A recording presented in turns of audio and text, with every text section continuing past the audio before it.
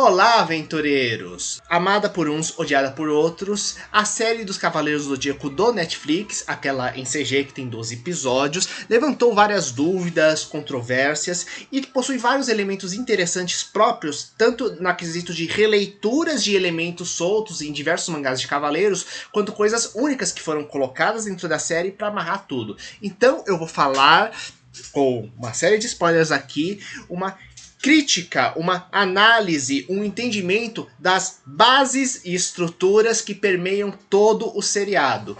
Começando aqui por aquilo que, na minha opinião, define a série e dá a cara própria para ela, que é justamente a relação entre Mitsumasa Kido e Gurard. Os dois aparecem lá como dois mega empresários que a gente vai descobrindo ao longo dos episódios que mexiam com o ramo tecnológico, inclusive de espionagem internacional, vendendo segredos, inclusive, que ordenavam rumos de países inteiros, né? Eles seriam meio que uma mistura de Elon Musk com Steve Jobs, com os donos da Microsoft, outros grandes mega empresários e gênios da eletrônica, né? E durante uma expedição, eles descobrem o bebê Athena e, mais precisamente, o Cavaleiro de Sagitário revela para eles a existência dos Cavaleiros do Zodíaco, a existência dos deuses gregos que realmente habitariam o universo e duas profecias. Primeiramente, a de que a deusa Athena daquela encarnação levaria a Terra à destruição, e a outra é de que o Cavaleiro de Sagitário, toda vez que ele aparecia e lutava com a deusa Athena, sempre levava o exército à vitória. Então, nós temos dois posicionamentos que se desenvolvem dos personagens. O Mitsumasa Kido que resolve, ok, eu preciso salvar a Terra e para isso eu vou achar o Cavaleiro de Pegasus para poder pegar e lutar do lado da deusa Athena. Já o Gurard, ele tem uma outra postura. A gente vê ao longo da série que ele fica muito irritado com o conceito de deuses controlando a Terra. Afinal, a gente pode pensar, ele era um mega milionário, senhor tecnológico, que inclusive controlava indiretamente países. Então, quando ele encontra aquele universo novo, é como se ele se visse um grão com seres muito superiores a ele existindo. Então, podemos pensar num certo grau de inveja e desejo pelo poder nascendo dele. Tanto que a postura dele qual foi? Eu vou matar a Athena e os outros deuses e criar um exército para isso. Sendo que poderíamos pensar que se ele desenvolveu tecnologia para pegar e criar armaduras próprias para os seus guerreiros, ele poderia ter, na verdade, ter criado uma série de armaduras, na verdade, um exército auxiliar para ajudar a própria deusa Athena, inclusive, né? Ao invés disso, não, ele quer pegar e matá-la. Então, podemos pensar como, na verdade, as posturas foram do tipo, eu quero ajudar a humanidade, e outro, não, eu quero ser o herói que vai salvar a humanidade e ainda por cima me tornar um novo deus no lugar dos deuses. Inclusive, mesmo a postura de como ele desenvolve a tecnologia dele acaba inspirando isso. Se a gente perceber, ele rouba o braço da armadura de Sagitário para poder pegar e fazer experimentos e desenvolver as armaduras. E o que são essas armaduras? Elas não são simplesmente proteções ou forças que manipulam o cosmo. Elas roubam o cosmo. Elas são... Todos os trajes, eles não têm exatamente o poder próprio. Eles, na verdade, são criados para você roubar, absorver e drenar o cosmo, que é justamente meio que o vestígio do poder primordial do Big Bang, né? E que é justamente a diferença entre os cavaleiros e os deuses do resto da humanidade, que é o controle do cosmo. Então, essa coisa justamente de que eu quero o poder para mim, eu quero roubar ele para mim, até mesmo se reflete na própria tecnologia que ele cria para desenvolver os cavaleiros negros dele. E é bem interessante que isso aí é funcional. Tanto que a primeira vez que aparecem nas histórias, eles são liberados ainda quando não estão completamente desenvolvidos e com um ponto fraco. E mesmo assim, eles dão um trabalho enorme, sendo quase invencíveis para os Cavaleiros de Bronze. Quando eles retornam, então, eles basicamente são quase invulneráveis. E eles só são derrotados quando você descobre a existência de uma espécie de bateria do cosmo do Gurard. E aqui eu vou para uma outra camada ainda. Que uma das grandes perguntas que aparece é: o que diabos é essa bateria gigante que ele estava desenvolvendo para nutrir o exército inteiro dele? Quando a gente vê a deusa Atena chegando perto dessa bateria, nós vemos várias bolinhas que parecem fogos, chamas circulando. Isso é uma representação clássica japonesa de almas. E a gente vê logo no primeiro episódio que a equipe do Gurard está sequestrando crianças com poder cósmico ao longo do planeta. Então, gente, na verdade essa bateria, a gente pode presumir que ela foi feita a partir de várias pessoas que morreram tendo seu cosmo drenado justamente para abastecer aquilo, né? Ele caçando pessoas com poder cósmico ao longo do mundo, né? E se percebemos antes que o santuário pegasse, né? Então podemos pensar que cada criança a menos com poder cósmico é um membro a menos do santuário. Inclusive, mesmo os cavaleiros dele não têm poder cósmico, né? A armadura, inclusive, ela é criada meio que pra sugar na raça o poder cósmico do cavaleiro e mesmo sugar dos adversários, né? E por isso, teoricamente, isso faria com que os golpes especiais que diferenciam os cavaleiros humanos fossem inúteis para eles. Então, gente, podemos perceber na verdade, essa bateria, ela é gerada com a morte de milhares de pessoas para poder pegar e energizá-la. Então podemos até pensar que até onde o sacrifício da deusa Atena, justamente naquele local, seria para a bateria sugar o cosmo dela e colocar um poder de um olimpiano. Sendo que existe uma coisa muito semelhante disso nos quadrinhos de Cavaleiros. Em várias obras de Cavaleiros, a famosa saga de Poseidon, é mostrado ele prendendo a deusa Atena no pilar principal que energizava todo o santuário marinho dele, e que por isso era um pilar, era um núcleo tão poderoso, por isso seria quase indestrutível e os Cavaleiros tinham que destruir. Só que nos quadrinhos temos uma coisa a mais. É falado que, na verdade, aquele pilar ele é abastecido com sacrifícios humanos periodicamente para energizar e dar força e dar essa indestrutibilidade teoricamente indestrutível para o santuário de Poseidon. E que, na verdade, ele prende ela dentro de uma armadilha lá dentro para poder usar ela como sacrifício e assim na verdade, se uma pessoa conseguir manter todo o santuário, o poder de uma deusa do Olimpo, ainda que governa a Terra, transformaria aquele local na arma suprema do Poseidon.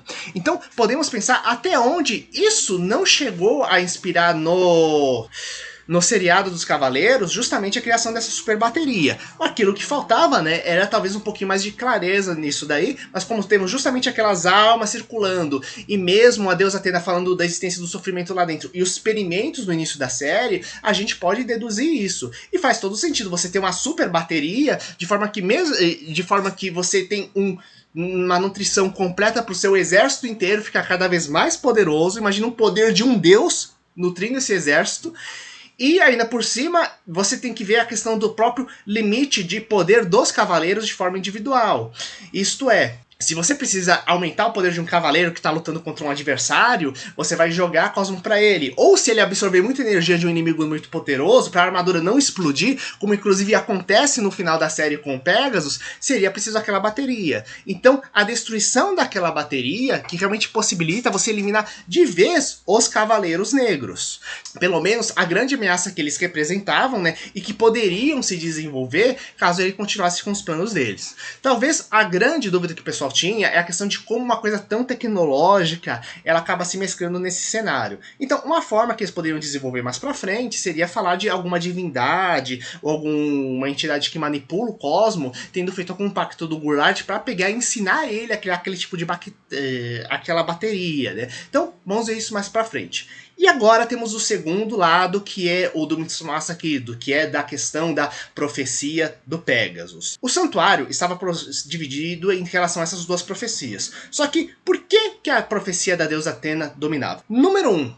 O próprio mestre do santuário, teoricamente, apresentou o bebê para a armadura de Taça, que era capaz de ver o futuro, e a armadura mostrou que, no futuro, naquela taça cheia de água cósmica, a deusa Atena ia levar a Terra à destruição, com o planeta secando ao lutar contra Poseidon e o planeta ficando sem luz lutando contra Hades. Sendo que, além disso, 200 anos atrás, você já tinha o pessoal que, literalmente, gente, imaginem, 200 anos você com medo por causa de uma outra profecia que tinha sido feita na época, por causa que um alinhamento astrológico ia dar um poder absurdo, o maior da história, para os deuses contra o qual a Atena lutava. Então, imagina o quanto o pessoal já estava ressabiado. E Outra coisa importante, fazia 200 anos que eles não viam a deusa Athena, e talvez 200 que eles nem vissem o Cavaleiro de Pegasus. Afinal, não sabemos se no anime o Cavaleiro de Pegasus chegou a existir na era anterior ou não. Mas, gente, 200 anos sem ver os dois, ou sentir o poder dos dois,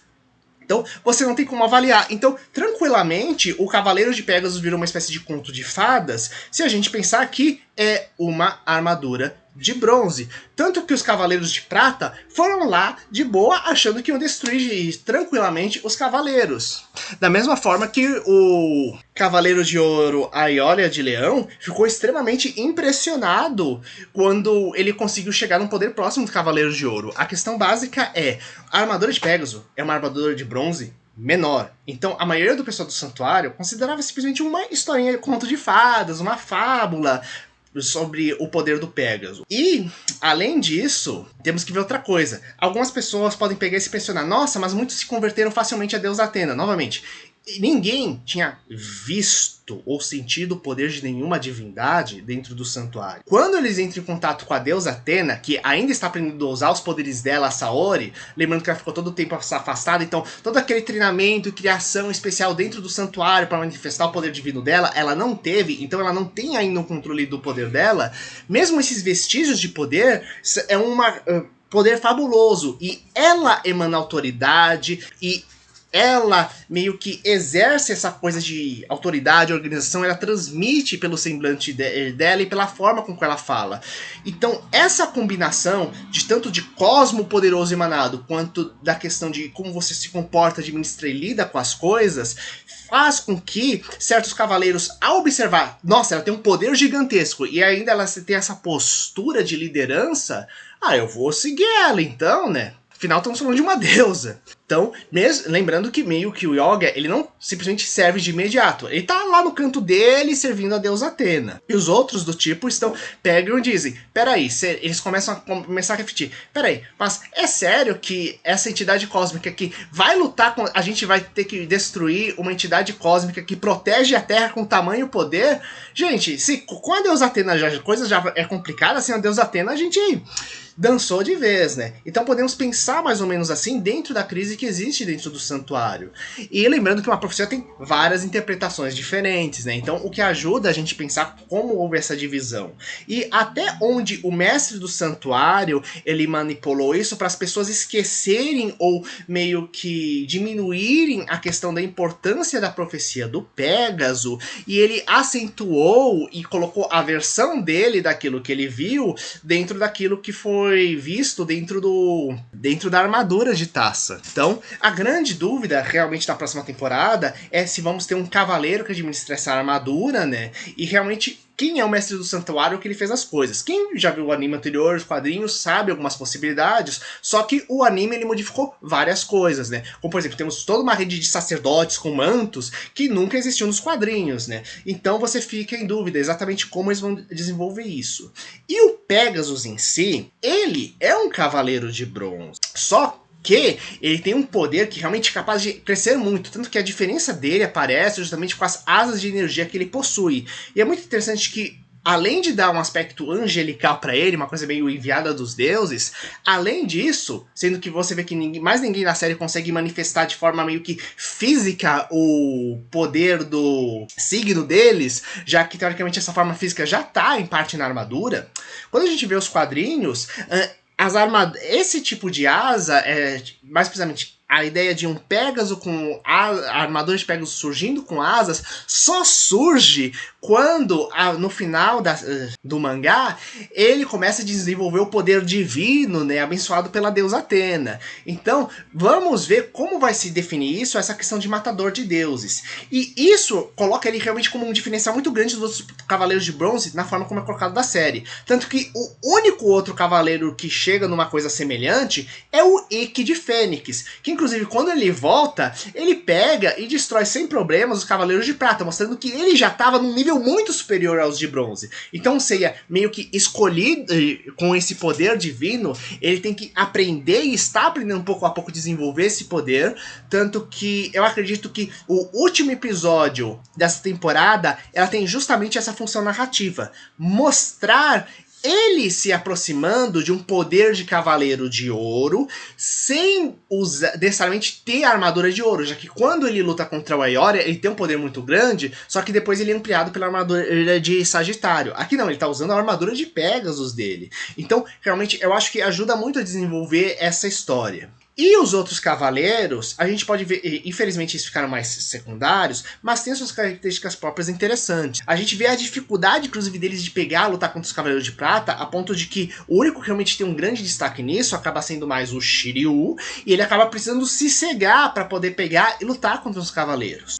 A Shun, ela acaba ficando uma pessoa muito mais estrategista na história. Ela tá numa posição mais de defesa dela, mesmo as correntes dela foi colocada, tipo, elas não são uma arma de ataque, são umas armas de defesa, por isso que teoricamente elas são anexadas na armadura. Meio que essa é a grande justificativa para algumas armaduras terem armas, na verdade, né? Tanto que quem conhece o mangá sabe que, que nessa versão em CG, eles tiraram justamente certas armaduras que tinham certas armas naturais, como discos, por exemplo. Mas vamos ver como isso vai se desenvolver pra frente. E ela é muito mais estrategista. Tanto que a primeira vez que ela tem um grande destaque, meio que as duas vezes em que ela brilha é na primeira luta contra os Cavaleiros Negros, no qual ela pega e localiza justamente o ponto fraco para poder pegar e derrotar eles. E 2, novamente na luta coletiva contra os Cavaleiros Negros, no qual ela percebe que o ponto fraco não mais existe, mas ela consegue pegar e literalmente conter uma multidão inteira, permitindo que Shiryu e Seiya entrem dentro do complexo para salvar a deusa Athena. Nesse processo, então, aquilo que realmente falta, na verdade, é dar um destaque maior pro Yoga, que realmente ele tem o primeiro destaque inicial quando ele tenta matar a deusa Athena e começa e resolve mudar de ideia. Aquilo que eu aguardo justamente para a nova fase dos 12 signos do Zodíaco é justamente termos as famosas batalhas solos que cada um teve, justamente relembrando o seu passado para adquirir novos níveis de poder e assim a gente conhecer a profundidade de cada um dos outros Cavaleiros de Bronze. Sendo que eu só quero completar que existe uma outra função na história que tem justamente o exército particular do Gurard meio que dá suporte para os Cavaleiros Negros. Se percebemos bem, na primeira cena justamente de Cavaleiros, o que é? É o Cavaleiro de Ouro de Leão, recebendo uma rajada de metralhadora, as balas nem se aproximam dele como se tivesse um campo de força contínuo, e ele com um simples gesto, ele explode um helicóptero. Já quando os Cavaleiros de Bronze enfrentam as mesmas ameaças, apenas as partes mais rígidas das armaduras que eles conseguem pegar e deter as balas, então tem que ter o tempo todo em altíssima velocidade, e 2, as armas que são, mais precisamente os mísseis, são teoricamente tão poderosos quanto os golpes dos próprios Cavaleiros do Zodíaco, né? Tanto que temos toda uma cena que parece ter saído de um videogame, né? Deles lutando contra aquele avião de guerra. Então, podemos pensar que essas cenas foram colocadas, apesar que elas podiam sim ser mais trabalhadas, justamente para mostrar o nível de poder de cada um dos cavaleiros, sendo que enquanto de bronze, a armadura em si é que consegue deter as balas, já de ouro o poder transborda tanto que nem balas conseguem se aproximar. E enquanto um golpe especial de um cavaleiro de bronze normalmente equivale a um míssil, sendo que no caso de Pegasus ele consegue fazer quase como se fosse uma chuva de mísseis o poder dele com o meteoro, já um Cavaleiro de Ouro tem um nível muito, mas muito superior. Tanto que o cara, sem fazer esforço, já tem esse tipo de poder. Os movimentos básicos de um Cavaleiro de Ouro já chegam nesse nível de poder. Então, os especiais dele são absurdamente mais fortes. Seriam muito mais poderosos do que como o próprio meteoro de Pegasus. Então, muito mais poderosos do que toda uma chuva de mísseis ainda por cima. Então, eu acredito que isso ajuda você pegar e dar um certo nível de poder para você poder pegar como espectador, comparar os personagens. E aqui ficam as minhas expectativas de na próxima temporada nós vemos justamente o desenvolvimento de cada um dos personagens, ver se o Cassius ou não vai voltar como Cavaleiro Negro, para uma das cenas clássicas que aparecem, nas batalhas, né? Como vai ser desenvolvido a questão do mestre do santuário, já que existem algumas possibilidades interessantes para serem feitas, né? E o mais importante, a armadura de taça. O que aconteceu com o portador da armadura, como ela realmente funciona, quais os mistérios dessa armadura que ela só teve raras aparições e em outros mangás fora da saga clássica, nunca dentro da saga original dos anos 80. E lembrando que se você gosta de anime e mitologia grega, eu tenho meu livro aqui no canal que você pode pegar e tá grátis para quem é assinante de Kindle Unlimited, que é justamente de uma aventura de fantasia urbana onde temos super ciência misturada com mitologia grega. Eu sou o Luiz, bem-vindos ao Monstros Aventuras, deixe o seu comentário, compartilhe o vídeo e até mais, galera!